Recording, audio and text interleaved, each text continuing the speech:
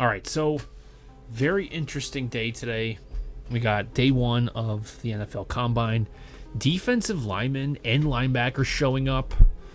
Probably going to be your best day in terms of like freakish performances. I expect probably just in defensive linemen, probably 12 guys in that close to 9, maybe 9 above on the RAS scores. Should be fun to watch. And I'm talking like athletic testing, not just because they're big dudes. Like RAS scores, I'm like talking like that guy's moving for a 300-pound guy. That guy is explosive. He's nimble.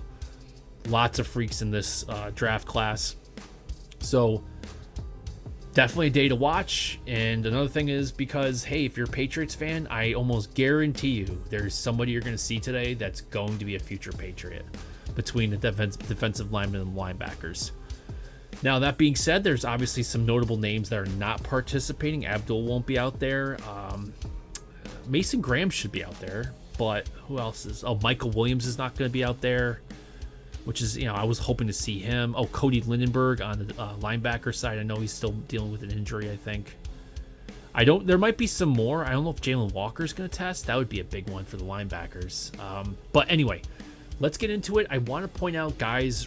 I'm not going to go through everybody. Maybe I'll make a quick little note for most of the ones that we want to talk about, but I really want to point out first, kind of like on the spectacle side, like who should have a great day. So when you see it happen, you're like, oh yeah, I remember that guy.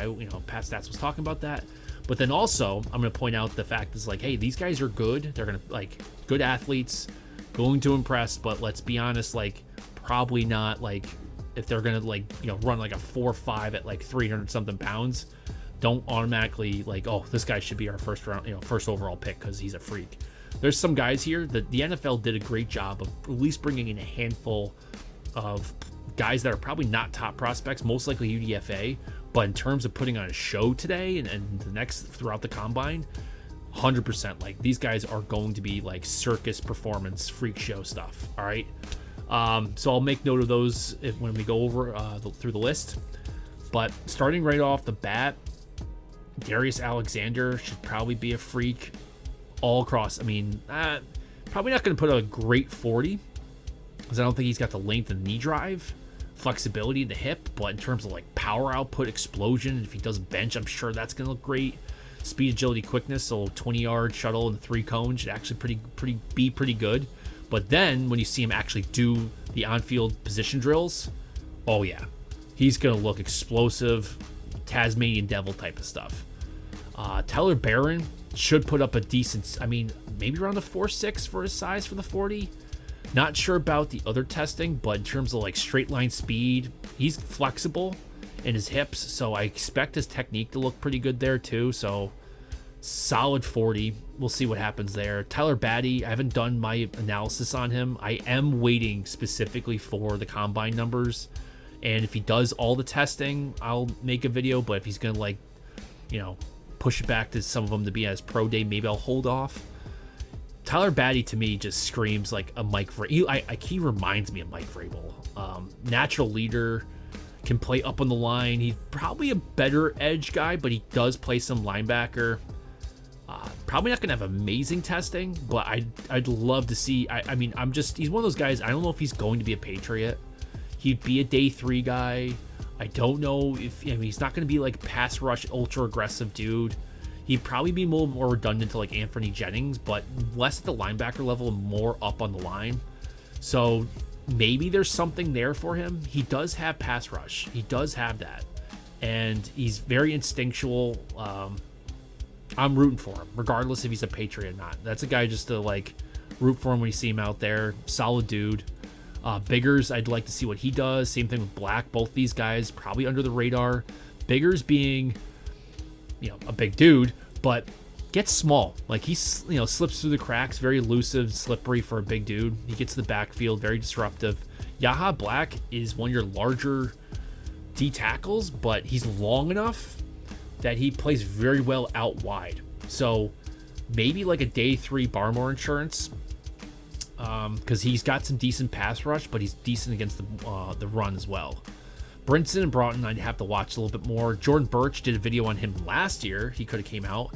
I am actually kind of encouraged that he did come back and seeing what he did this year. I'm waiting to see what he is now because it looks like he's put on even more muscle.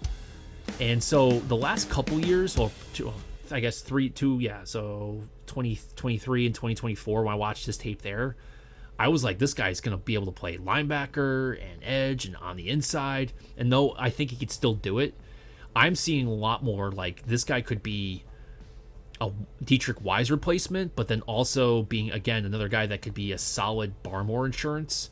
Because if Keon still progresses and becomes more of a, works on his pass rush, and you want him on the edge, and Burch, you can have him kind of swap around with White on that. Somebody's working, I guess, again, more of like a Dietrich Wise replacement, but again, just adding that little bit of Barmore insurance would like make me like I'd have a lot less anxiety about the D-line this year. And that's unless they obviously go out and get a few more guys, but we'll see what they do. Caldwell should test out pretty well as well. Carter not participating. Collins should be a beast. Expecting him to have above a 9. Cross probably won't have a great RAS score because he's a little bit shorter, but should have decent testing. And then on the field, drills, probably going to press. He's going to look smooth, very athletic. Diggs should be fast. Downs, I'm waiting for him. Donovan is probably one of the, I think, probably top 3 guys in this grouping that has the chance to really make or break here, because his production and his tape is solid. I just want to know how good of an athlete he is. Now, would I still take him in like the second or one of the third rounds? Of course. But I think seeing where he tests out, I don't think that changes my view of him. But maybe that, depending on how the board starts to fall, this guy might be that borderline, first round, top of the second round. And if the Patriots are looking to get him, maybe they're forced to go with him in the second round, or they got to move up a lot out of the third to maybe get him. I don't know. But I think testing for him is going to really be make or break for him in terms of where he falls. If he's going to be right up to the top near the first round, or if he's a little bit further back on day 2. Joshua Farmer should be a top 3 performer at the D tackle position here. Gelati should be a top 3 at the edge. Super powerful, super fast. Also look good on the field. I've been big on him. I still think he's definitely worth an early day 3 at this point. Didn't have an amazing year at Louisville, but I like him a lot, especially if the Patriots don't go edge on the first, I'd say like their first 3 picks. Mason Graham, don't expect his numbers to be amazing, but I don't think he needs to prove himself. Kenneth Grant, another first rounder that probably doesn't need to do much today, but he will. Especially for his size, when you do the weight adjustment, it's going to be, he'll move, but then when you realize the guy's like basically mid 300s, I think he's, like 340, I think is close to what he should be. 330, 340. And you realize that's what's moving down the runway there. You're going to be like, oh, that's a lot of momentum. Mike Green should probably be the fastest out of all the guys here, I believe. Yep. I know there's some off-field character issues with him that are being brought up. I've been, like, if he's there, for some reason, if he's there, like, halfway through the second round and you want to move up to get him, I'm okay. I just don't know if the Patriots really want, like, a wide 9 edge rusher right now. But that could completely change with any sort of trade or free agency. So maybe, keep an eye on him. I'm sure he's probably going to look freakish today. Going to be a spectacle. It's just between some of the off-field stuff that people are talking about and the, like, do we really need to, like, go wide, a super fast wide 9 guy, where we might need just some help on both in general, like a comprehensive edge rusher. I don't know. We'll see what happens. Eric Gregory should have good numbers. Same thing with Hamilton. Harmon should be a freak. Not sure about Jared. Ahmed's very similar to Donovan, where I see his movement, his skills. Like, he has decent production. I just want to know what he tests out at. So maybe he's worth, if you don't have an edge guy, very similar to Gelati, where, I would be considering him like maybe early day 3. Tonka should test out well. Jared Ivey's a question mark. I think he could definitely move up the board if his testing's a lot better than is projected. Somebody that I don't know. I'd have to watch more of him. it'd be like, oh, yeah, he's good, but I wouldn't be excited about him unless his testing's freakish and they can get him with one of those third rounders. Cam Jackson, underrated day 3 guy. Landon Jackson, if you've been following me, I'm moving more like if they go like Will Campbell or just offensive lineman in the first round, or maybe even wide receiver in the first round, Landon Jackson for me would probably be my top day 2 guy. Second round would be similar to Burch, where really good on the edge, could be your wise replacement if needed, but then also he can move inside, he can do interior pass rush just in case Barmore needs time or if he's done. We don't know what's going on with Barmore, but Landon Jackson has that capability. He's shown that he's not as dynamic, or I should say versatile as Burch, but as a like really long, dynamic, solid length guy on the edge, yeah. He's more dynamic than I think people give credit for. Joyner could be another guy that makes a big jump today if it's more athletic than projected. Kennard should be a freak. Steve Linton. All right, so here's this guy. This is one of the sleeper, or I shouldn't say sleeper, but a ringer they brought in to like really spark some like, oh, look at this guy. No one was talking about him, but look what the combine showed. Well, the NFL did their homework and someone said, hey, Steve Linton, I wouldn't be surprised if this guy measures out with like 36-inch arms. Like, this guy's true albatross. I didn't watch him this past season, but I've watched him before. He looks like all the potential you could possibly want for like a dynamic, long edge rusher. He's, for how long and lanky, I should say, like his anthropometrics, he's actually quite dynamic. It just doesn't really look like it because his legs and his arms are just moving all over the place. They're huge. Again, it's like very albatrossy, but he's athletic. He's powerful. I wouldn't be surprised if he goes UDFA, but I'm pointing him out because you shouldn't just automatically fall in love with him. Like, kind of be aware, you know what I mean? Next, Riley Mills should be a great performer across the board. Everything. Big time, awesome leader. I'd love for him to be a day 3 defensive tackle if we have to. Can also play a little bit of edge, which is nice, or play out much wider, that is.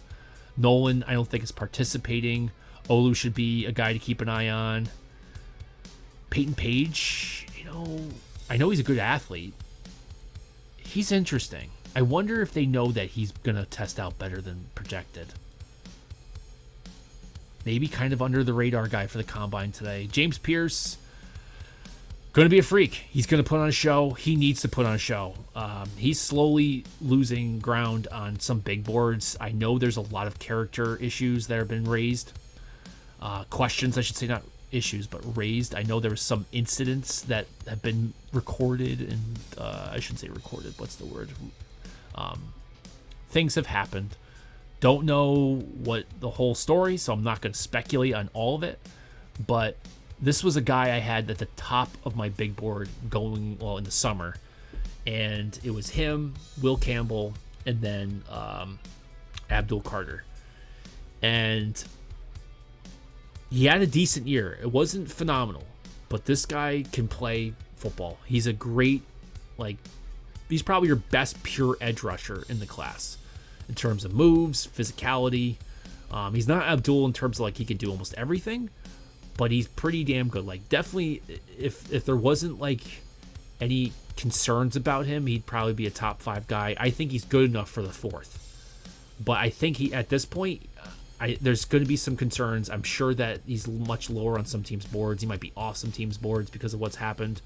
I know the Patriots are probably not going to love what's been, talked about with him. But at some point, if he's really there, dropping down the board, and he's in the 20s or maybe in the early 30s or something like that, and the Patriots want to move up to get him, they'll be taking a chance. I think everybody deserves second chances, especially when you're in your 20s. But I hold my breath. You definitely be getting a value if you can get him in the 20s or early 30s. It's a home run in terms of value. Upside potential's through the roof. But again, you're just rolling the dice on, do you really want that type of guy? Again, allegedly. Peebles should test out great. Jordan Phillips, probably a top 3, probably top 3 performer out of the D tackle position. Antoine's very similar, again, to Ahmed or Donovan, where he's got the skills. If he could show me that he's athletic, wouldn't mind him early on day 3. Elijah Roberts should look like an absolute nut job out there, just ripping stuff up. Q Robinson, I think if he tests out and you have good interviews, he'd be a guy that, like, because he's, was kind of buried at Alabama for a while, maybe he's got a lot left, in the tank or just room for growth if you give him some time. Ty Robinson, I love the guy. I don't think he's going to have a great testing day. Love him as a prospect because he's, again, somebody that can play a variety of positions. He plays nose tackle, and he can go all the way out wide. So probably not built for all that at the NFL level, but at the same time, like, that's a guy that has, a decent amount of tools in the toolbox and experience. Sanders should test out well. Jack Sawyer should have a good day. Scorton, if he does test, which I'm guessing he's going, I haven't heard anything about him, probably should be freakish. Now, your second ringer in the NFL Combine, and probably your deepest sleeper ringer, don't know much about him, is Elijah Simmons. Elijah Simmons is the guy you bring in, the NFL's going to bring in, and they're like, Elijah, I need you to go break the NFL Scouting Combine bench press record. No joke. I wouldn't be surprised if Elijah Simmons puts up 40 reps on the bench. The guy is built like Mark Henry. Like, you see him, you'd be like, what is going on here? And I'm sure, like, his sprint would be okay. He doesn't have a lot of knee drive. He doesn't, like, the flexibility is not amazing. But vert, broad, probably going to look pretty good on some of the field drills as well. His biggest problem is he's had, like, he gets these, like, 2-3 week injuries throughout his career. So, I think that's a concern. And the other thing for the Patriots is that he would be a nose tackle. Now, that might be a good thing because for him, at least, because Godchow looks to be on the trade block. And so if you get rid of Godchow, and I know they're going in a different direction, but in some cases, you're probably going to still want a guy that can definitely plug things up just in case you need to change things up, right, and make adjustments. Or you just need a guy in the practice squad that can simulate that. So I think Elijah Simmons, although a UDFA, he's apparently an amazing human being, a solid leader, humble dude, hard worker, freakish athlete. I mean, he'd be a no-brainer UDFA for me. Tim Smith is solid. Baron Sorrell should probably him and Johnny Walker from Mizzou I think are the top 2 most underrated edge rushers in this entire class. I think guys that could be arguable to be late second rounders most year are now kind of like mid to late third round, day 3.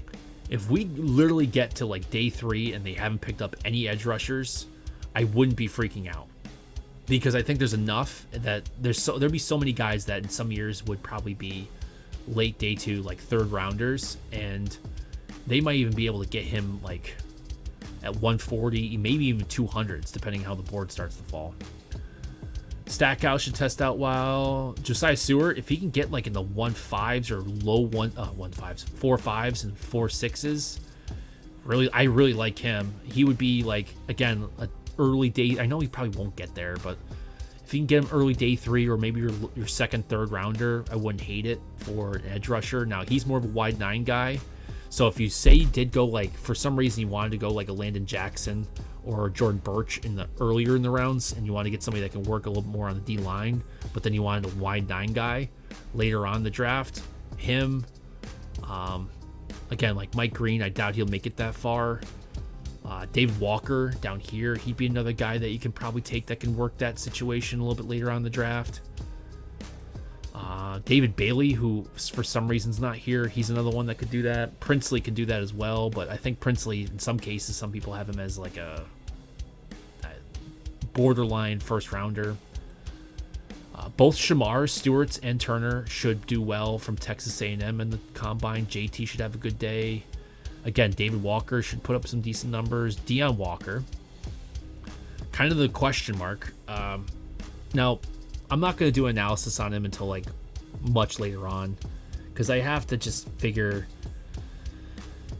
You probably have to wait for even free agency for me to even think about him anything higher than their last day third round pick, their third round pick, because every time I watch him, there's so much twisting, and he's almost out of control for himself. And even though he's winning like the momentum battle and like he's kind of dictating how the battle up front is being moved on the field, he's like not in control of the situation. Like I just don't see him. Like he, does a great job of bending, offensive linemen backwards and shoving his hands in their throat. But here's the problem: like he's always seems like he's playing himself out of the play. Like he doesn't seem like he's ever ready to like grab the running back that's flying by him. He's always still putting himself between, or no, he's always putting the offensive. He's still allowing the offensive lineman to put himself in between, Dion and the quarterback. So his pass rush is like, although he's piercing the pocket and moving it back, which is something that's worth pointing out. Like that's a skill, and that is that's something you can use in strategy. But you can't just say like that's all he's going to do, because you can rely upon him just only doing that. And yeah, you might be able to bat down some balls and obstruct views for the quarterback, but at some point he has to like tackle somebody, and I just don't see him having that ability all the time, because he just tends to play himself out of the he does something that's just, I don't know if it's just because he can't physically, or he's just losing concentration, or the lack of skills. There's a lot of like work to be done. Conditioning, he falls off in the second half of the game. Like there's a lot of things about him that if he was well trained, well coached, had a game plan, this guy would be an easy first round draft pick. Well, he'd probably be a top 10 pick with his build and natural play strength. But like he just doesn't bring, like the stat line just says like he doesn't bring anything home. You watch the tape, you could see it. So unfortunately, the two negatives, they link up. I'd love for him to like be a Patriot, but not until like, again, it'd have to be like your second, third rounder. Anyway, CJ West should test out well. Michael I believe is not testing out. Tyleik Williams, that's my other top 3 tester for D tackle. So again, guys that you got to kind of keep an eye out for and not get like, fall in love with, but just keep an eye on them, like good storylines. Steve Linton, and then where is he? Simmons. There he is, Elijah Simmons. So those two guys, probably UDFA in terms of where they'd be drafted or not drafted, I guess. But should put on a show today. Top physical freaks to keep an eye out for D tackles. Darius, probably be one of them, and Tyleik, and then who else would be in here? Probably Jordan Phillips would be in there. Maybe Riley Mills gives him a run for his money. Yeah, those would be my top. And then for like edge, let's see. Jordan Burch should be there. He'd be a top 3. Possibly Gelati and Green putting up good numbers. Landon Jackson be in there as well. Pierce would probably be your top 2, 3. It's kind of hard to pick those ones out, but yeah, it's going to be a show, that's for sure. Now, moving on to linebackers. Sorry, this is taking so long. Campbell, actually the top one athletically probably be Teddye Buchanan. I wouldn't be surprised if he's top guy. Campbell would be there. Carter in some cases will have some top numbers. Shamar James in terms of speed, agility, quickness. I know Lindbergh is not going to test. I believe he's still working off an injury here, but he probably would have been top 3 testers. Let's see. Smale will probably be your fastest. Tareem Powell, be interesting to see what he does. He's like 6'5", like mid 200s. Never mind. Jalen Walker. I'm thinking totally like Jalen Walker probably be your best athlete out of this group. And then Cody Simon would be in there as well. He'll run near 4.5 for his 40. Guys that could probably use some help. Jay Higgins, if he tests out well. Kaiser is another guy. And then Stutzman. If those 3 guys, and Carson too. If they definitely show better than expected, they should get solid boosts in their draft stock. Jackson Woodard is another guy that's awesome. Good instinctual, can run your defense. For the Patriots, I think Campbell would probably be your top pick here in the second round. Carter I wouldn't touch until like maybe one of your third rounders if you loved him, early day 3. Higgins would be a day 3 guy. Same thing with James. I like Kobe King. Maybe, in the 200s. Demetrius Knight, probably a lot higher on other people's boards. I'm not sure about the Patriots. I wouldn't be surprised if he's a top 100 pick. A little bit too rich for me. Cody Lindenberg over and over and over is still, every time I watch his tape, he's still my favorite dude. He just seems like he's 100% like a Patriot. Smart, really good in coverage. The only thing that he really lacks, and it just doesn't seem like they ever asked him to do it, is just pass rush. And yet it's interesting. I can see him doing it. He'll have the length and he's got the strength and explosion. So I don't think he'd be useless as a blitzer. But as your like captain of a defense, you need him to learn everything and be the brains and directing people and communicating. He's your guy. He is your guy. He's the best out of all these guys. He ran the Minnesota defense. 100% my top linebacker. Him and Jay Higgins as like your middle linebacker captain there. Anybody else that runs that way? I mean, Chris Paul. Never mind. Chris Paul can work in there as well. I like how he was doing it. Jackson Woodard. Stutzman, I'm not sure about his like leadership ability, but as a thumper and like he wants to mess people up, yeah. Stutzman's a psychopath. I love how he plays. So almost all these guys have something about them. It's interesting. Like there's some solid like middle linebackers. You got some guys who can play a little bit like inside and outside the box up on the line. Like Cody Simon could probably play. I mean, he's more of a flex guy. Interesting. I've been holding off on a lot of linebackers essentially to see what they test out at, because I see their play style and you're just wondering, can you maintain that at the NFL level in terms of speed and size and all that stuff? So gonna hopefully see some of those, a few more of those analysis videos coming up out of this group. If Jalen Walker does test out, and I hope he does test out well, because it would give me some, like, I'd be able to not have to hold my breath as much if they do trade back, and say they miss out, say they do, like, a lot of people point out the potential of trading back with the Raiders just in case what's his face Sanders drops to 4 and they don't want to they're looking to come up for Sanders, and you want to trade back that far, and you're like, oh no, you're gonna miss out on Campbell, you're gonna miss out on Mason Graham, Travis Hunter, and then of course there's still Kelvin Banks, which I think at that level would be fine, but then is Michael Williams there, and is Jalen Walker there?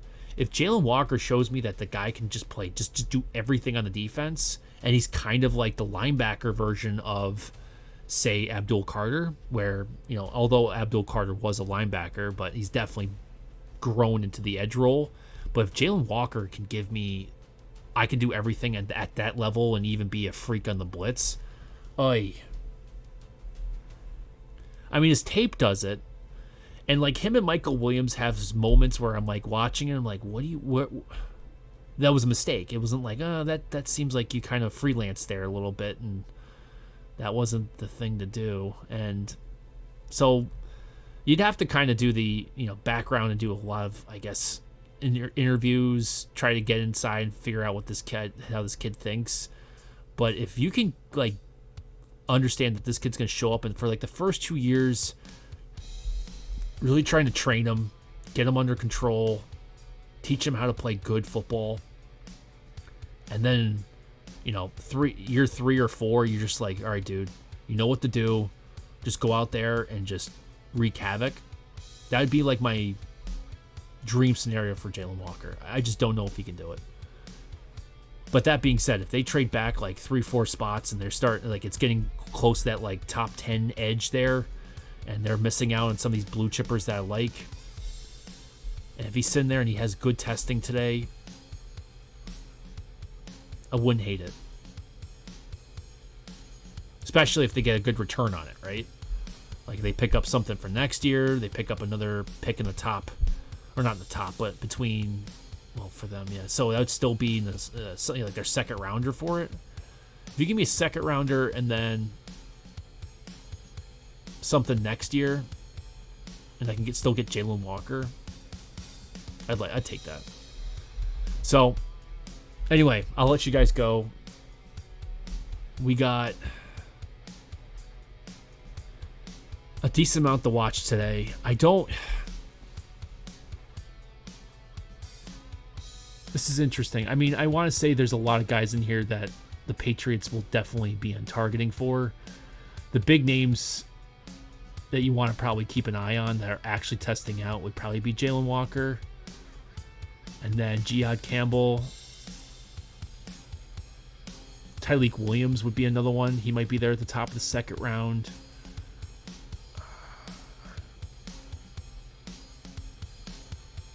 I mean, Pierce, Pierce, I mean, he's a big name to watch, but I'm not sure exactly where they'd want to target him in that way, or at least the strategy.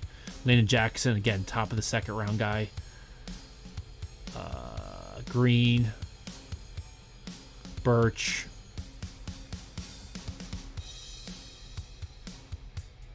I don't know if they, yeah, I guess, Mason Graham, I guess that's another one, yeah, of course. See how he tests out. If it's better than, you know what? He might be the one that you might stare at the most today, him and Jalen Walker, because those guys could be put on a strong enough show to convince you that, you can either take Mason Graham at 4, or if you trade back and one of those two guys is sitting there, like, you hit it. Like, you're picking up a solid player. Anyway, I'm going to leave it there. Sorry for the long video. Definitely, of course, as always, longer than expected.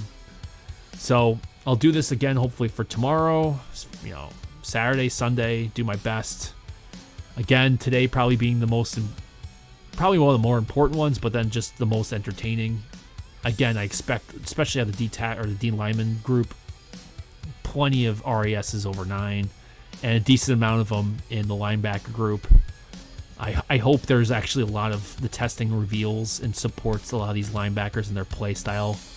Has the potential to physically hold up at the NFL level. It would definitely support that group being stronger than I think people are projecting. And definitely will be worth pouring some extra time and doing some extra analysis on those guys. Anyway, hope you guys enjoyed. If you guys like this content, please like and subscribe. And as always, thanks for watching.